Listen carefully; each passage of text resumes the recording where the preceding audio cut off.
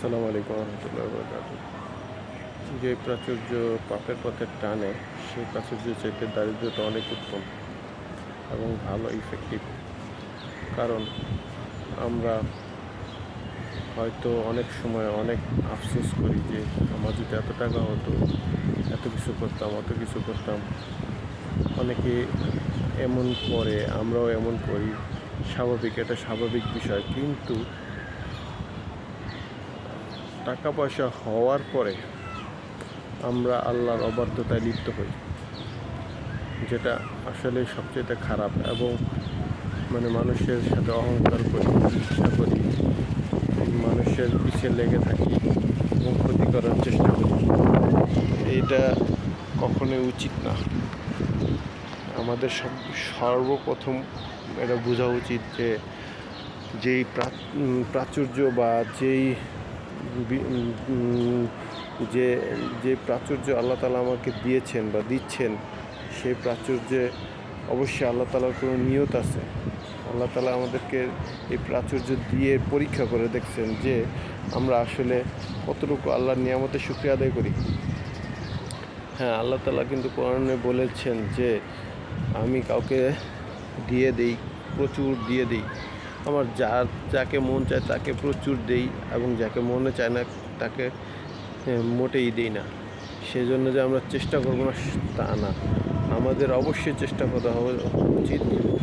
এবং প্রাচুর্য আসলে আল্লাহ তাআলার শুকরিয়া আদায় করা উচিত। সেটা কিভাবে? প্রাচুর্য আসলে সর্বপ্রথম আল্লাহর কাছে 5 ওয়াক্ত নামাজ তো অবশ্যই পড়া উচিত। সাথে সাথে আল্লাহর কাছে সবসময় বলা উচিত যে আল্লাহ, হে আল্লাহ, তুমি আমাকে যেই প্রাচুর্যটা দিয়েছো এটার যোগ্যতা আমি যোগ্য নই। যেমন অনেকেই বলে যে আল্লাহ তাআলা অনেক ধন সম্পদ দিয়েছেন, কিন্তু কখনো অহংকার করে না, বলে না আমি অমুকের ঘরের দুলালি, আমার বাবা এটা করেছে, আমার দাদা এটা করেছে। একটা অহংকার দেখায় না। যারা আসলে প্রকৃতভাবে বড় লোক তারা কখনো অহংকার দেখায় না। তারা এমনও হয় যে রাস্তায় বসে আছে তাদের সাথে বসেও চলতে পারে, এবং সাধারণ মানুষের সাথেও সুন্দরভাবে মিশতে পারে। কিন্তু যারা হঠাৎ করে আঙ্গুল ফুলে কলা গাছ হয়ে যায়, তাদের ক্ষেত্রে এরকমটা হয় বেশি। তো আমাদের সবসময় এটা নিয়ে ভাবা উচিত যে আসলেই আমার সমসাময়িক অনেক লোকই আমার চেয়েও নিচে পর্যায়ে আছে, কিন্তু আমি কখনো উঠতে পারিনি। তাকে আল্লাহ উঠায় নাই, কিন্তু আমাকে আল্লাহ উঠাইছে। অবশ্যই এতে আল্লাহ তাআলার কোনো নিখুঁত কোনো রহস্য বা ইচ্ছা আছে, যে আল্লাহ তাআলা চাচ্ছেন যে আমি এই টাকাগুলো দিয়ে কি করব, এগুলো কি করি, এটা আল্লাহ তাআলা দেখতে চান। তো তখন যদি আমি পাপে লিপ্ত হই, অনেককে দেখা গেছে, অনেককে আল্লাহ তাআলা যে প্রাচুর্যগুলো দেন, কিছু কিছু ক্ষেত্রে ওই প্রাচুর্যগুলো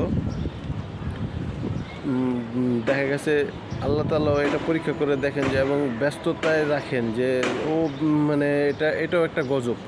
কিন্তু যে মনে করেন ব্যস্ত থাকার পরেও, ব্যস্ততার ফাঁকেও আল্লাহকে ডাকার চেষ্টা করে, তারা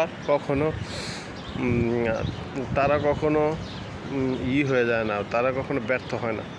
অবশ্যই ব্যস্ততার পাশাপাশি আল্লাহ তাআলাকে ডাকা উচিত, এবং যখন সময় পাবো তখনই আল্লাহ তাআলার কাছে কান্নাকাটি করে বলা উচিত যে আল্লাহ, তুমি আমাকে যা দিয়েছো আলহামদুলিল্লাহ, আমি তোমার শুকরিয়া আদায় করে শেষ করতে পারবো না। পাশাপাশি গরিব অসহায়দের সাহায্যে এগিয়ে আসা উচিত। এতে কি হয়? এতে আপনার আমার যে ভালাই থাকে বা ক্ষতি থাকে, ওই ক্ষতি থেকে বাঁচতে পারা যায়। আর যারা প্রাচুর্য আসার পরে মদ খায়, বিভিন্ন ধরনের খারাপ নেশায় মত্ত হয়, বিভিন্ন ধরনের খারাপ নেশায় যুক্ত হয়ে যায়, মনে করতে হবে ওই প্রাচুর্যটা আল্লাহ তাআলা ওকে পাপ করার জন্য ক্ষমতা দিয়েছেন। আল্লাহ দেখতেছেন যে আসলে ও আমার বান্দা তওবা করে ফিরে আসে নাকি আসলে সে এই পাপে আসলে লিপ্ত থাকে। অনেকে আল্লাহ তাআলা যাকে হেদায়েত নসিবে রাখেন সে অবশ্যই পাপ থেকে ফিরে আসে এবং তওবা করে আল্লাহর কাছে ফেরত আসে। আর যাকে আল্লাহ তাআলা তওবা নসিবে রাখে নাই সে ওই অবস্থায় হঠাৎ করে তার মৃত্যু তার উপর এসে ভর করে এবং সে আল্লাহর ডাকে চলে যায়। আর অবশ্যই পাপের মৃত্যুটা অনেক খারাপ মৃত্যু, পাপীদের মৃত্যুটা অনেক কষ্টদায়ক মৃত্যু। এটা আমাদের অবশ্যই বিবেচনা করা উচিত। ধন্যবাদ।